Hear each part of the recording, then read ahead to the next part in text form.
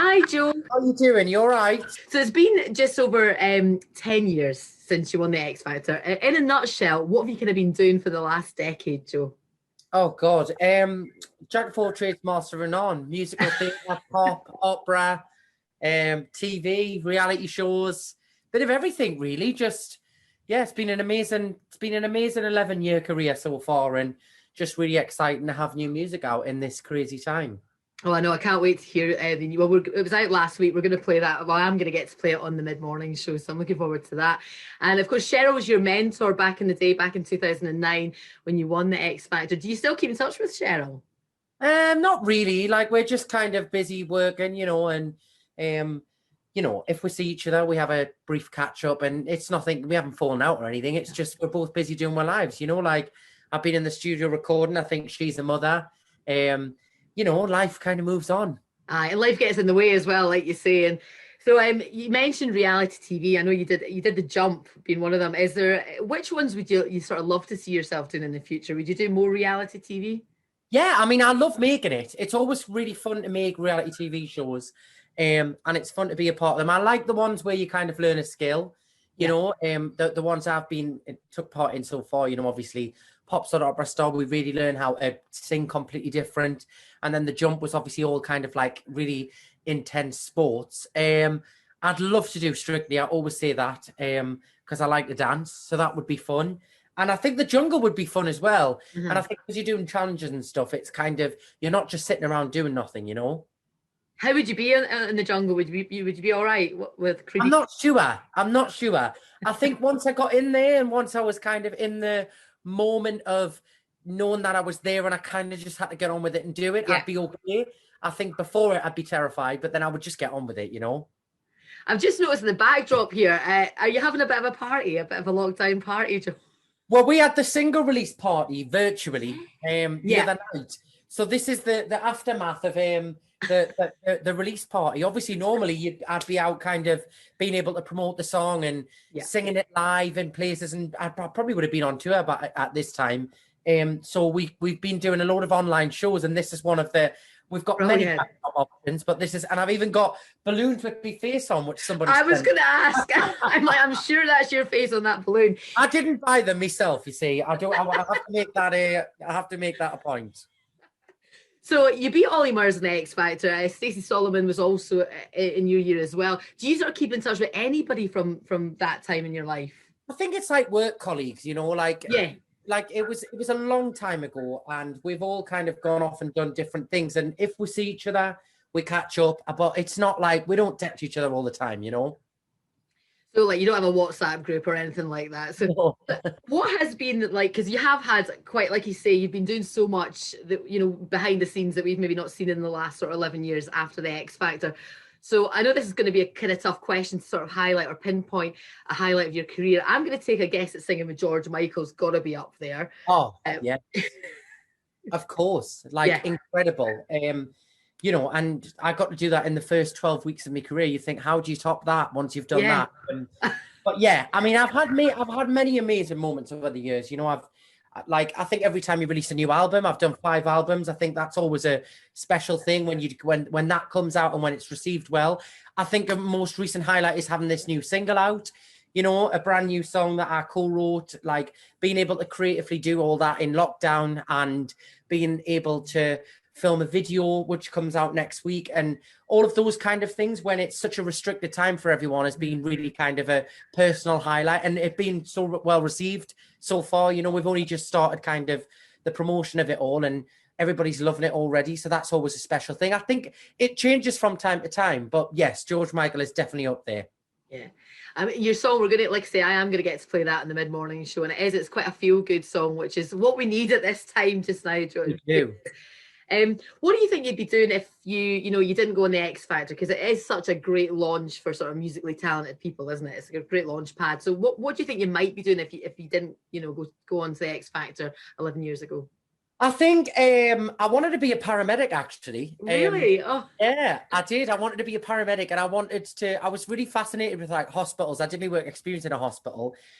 So I think I would have probably have trained to do that. uh-huh. I'd kind of started to do my A levels just as my passion for singing kind of caught hold of us. And once I got the bug for singing, I kind of lost interest in all of that. And then I went to performing arts college before X Factor. But I still find it fascinating now. I love watching all the like 24 hours in A&E programs and everything. I'm fascinated by medicine. So yeah, maybe I would have done that. You actually even look like you're wearing some sort of like scrub. I know, I've gone green today. I look like I'm in the scrubs, actually. Now, Simon Cowell seems to be, for me anyway, what we see on the TV, he kind of comes across as a guy that people would sort of struggle to say no to. But, well, you did. You said no to Simon Cowell recently, did you not? He wanted you to star in one of his shows. Is that right? Oh, yeah. They were going to do the All-Stars X Factor, which they didn't end up doing in the end, but they asked me to be a part of it. And I don't know. I think this is what I said. I would have done it if it was a celebration show and it was a concert. Yeah. I think going back 11 years into your career onto a public vote show, on a show that, well, for me, that I won, I didn't feel it was the right way to celebrate it. I was going on a 10-year solo tour, and I was going around the country and sharing the music and the memories and the celebration with the fans who'd supported us the whole way. And I just thought, it doesn't feel right to kind of mark their 10-year occasion, standing on stage on the same show, being like, hi, everyone, vote for me. I was just like, thanks, but no thanks. I wish them all the best with it. And I said, if you decide to do a concert version where you just come on and sing and have a lovely time, I will be there with bells on. But they didn't end up doing it at all. So maybe it was the right decision. It's definitely the right decision. So how have you been keeping busy during lockdown? I think, have you not been doing some like interviews and stuff, seen yourself as a bit of a Graham Norton type? Yeah. We've been doing online chats. I've been doing online shows. We literally just announced another 15 online shows today. We're doing all of them through February and March. My living room, as you can see behind, has turned into a mini theatre. I've got cameras all behind here, ring lights, microphones, mixing desks. But it's been great, you know, like having guests on, talking to people like John Barrowman, Jade from Little Mix, Alexandra Burke, Bag of Chips. Like I just decided that I've got loads of friends in the industry that I've worked with over the years. And I thought, well, we're all stuck in the house. We've all got nothing to do. So we just did these like 1 hour series where they would ask me 10 questions, I would ask them. And it was fun, but we forgot. The problem is when you're interviewing friends, you forget that you're not just having a chat in your own house, and it's actually being live streamed around the country and the world to some of them. You know, some of them have got worldwide fan bases. And we'd come off afterwards and text each other and be like, I can't believe we've just said that. Revealing stuff that you maybe didn't want to add, you know, you want Exactly. So let's talk about the new tune that came out last week. I am going to be playing that on the mid-morning show. Really looking forward to it. Tell us a little bit about it. It's called Baby Had Your Fun. It was written in lockdown last year. And then when the restrictions and everything were eased a little bit, I was able to get in the studio. And it's just like I've always wanted a kind of anthemy, fun breakup song. So this is the song when you're sat on the sofa and you've been dumped or you've been hard done by a partner or whatever you want to say. And you're lying on the sofa, you're moping around a bit. You want to get the ice cream out in the sad film and feel sorry for yourself. And then you go, actually, no, this person's not going to make me feel like this. They've broke my heart, but I'm going to rally with my friends around, get the drinks flowing, and I'm going to hit the dance floor and dance away the sadness. And that's what we've done. We've done kind of country meets pop disco, and it's really feel good. It really is. And now I know the meaning behind it, I'm going to enjoy it even more because I love knowing what songs are about, and everybody can relate to that. Definitely. Yeah, we've all had that moment. I've had it over the years where you break up with someone and you feel really awful, and heartbreak's a horrible thing, you know. And I wanted to put a kind of positive spin on it. And sometimes heartbreak can be that thing where you want to lie around, and that's absolutely fine. But I think sometimes people just get that kind of fighting spirit where they're like, actually, this person's I'm not going to mope around for this person. I'm gonna dance it off, and I'm gonna make myself feel good no matter what. That is the way to do it. And did you manage to do a video for it as well? We did, yeah. So we shot the video in this at the end of the summer when the restrictions and you were allowed. But we filmed it in a nightclub, and I wanted the nightclub full with people obviously partying and dancing. And the video, we do like some kind of a country-esque choreography with it. The choreographer did some really cool kind of line dancey flair-esque feel.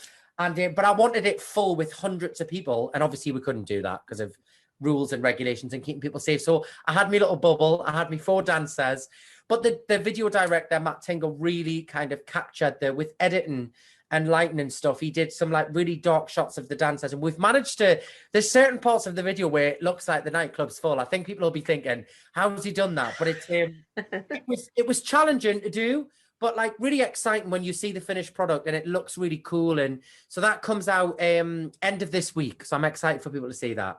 Oh, brilliant. I'm just jealous you stepped foot in a nightclub, to be honest, Joe. I know, honestly, we got in there on the day, and obviously we started at like 6 a.m. And by the time it got to like 8 o'clock at night, we're shooting the video, and I was like, oh my God, I just wish now, you know, the drinks were flowing, the club was full. It was nice to be, for all of us, obviously me and the dancers, it was nice to be back in a normal kind of environment of being on set with the lights and the cameras and everything. Because obviously we all miss that, you know, and we all yearn for that as performers. So it was nice. And it was just fun to kind of be creative again in that environment. Because although I've been doing it at home, it is very different when you're just in your living room. You know, it's not the same. No, well, I tell you, your living room's looking pretty good. It's got to be. True. So I am just loving it. I'm loving it. It's way better. I mean, we've got our nice little logo, but you've got. I like it. You've got. I don't know what that stuff's. It's like a little sort of gold. Listen, Amazon delivery, and it was £8. It's a bargain. Gonna get myself some of that. Well, listen, Joe, it's honestly lovely to speak to you. It's so good to see you back and bringing out some new music as well. And I'm looking forward to playing it on the mid-morning show. And thank you so much for your time. Thank you. Thanks for having us.